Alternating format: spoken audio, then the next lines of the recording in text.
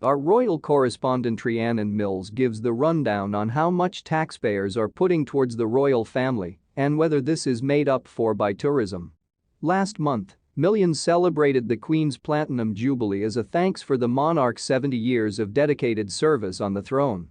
But the extensive celebrations were against a backdrop of soaring bills for families across the UK, with inflation rising to record levels and energy and fuel prices skyrocketing. During a live Q&A, our royal correspondent Rhiannon Mills was asked whether the royals have done enough to comment on the cost of living crisis and whether they are worth taxpayers' money. At a time when all we keep hearing about is the cost of living crisis and our bills rising, the thought of the monarchy costing us over £100 million last year is eye-watering.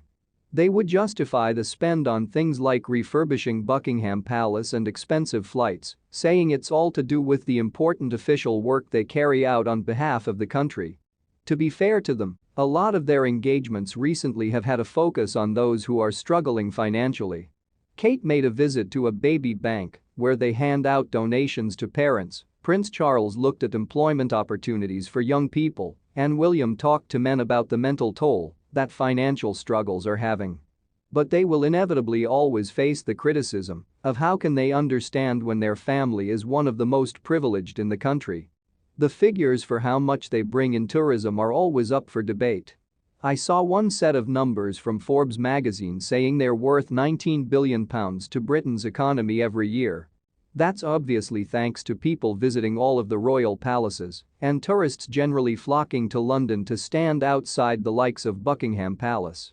Also, having a royal warrant on various goods and products is often seen as an excellent selling point. But what I've always found most interesting is talking to diplomats and ambassadors about how influential the royal family can be when it comes to promoting brand Britain, with many agreeing that there isn't anything more powerful than a royal visit or an invitation to spend time with the Queen for maintaining our relationships with countries around the world.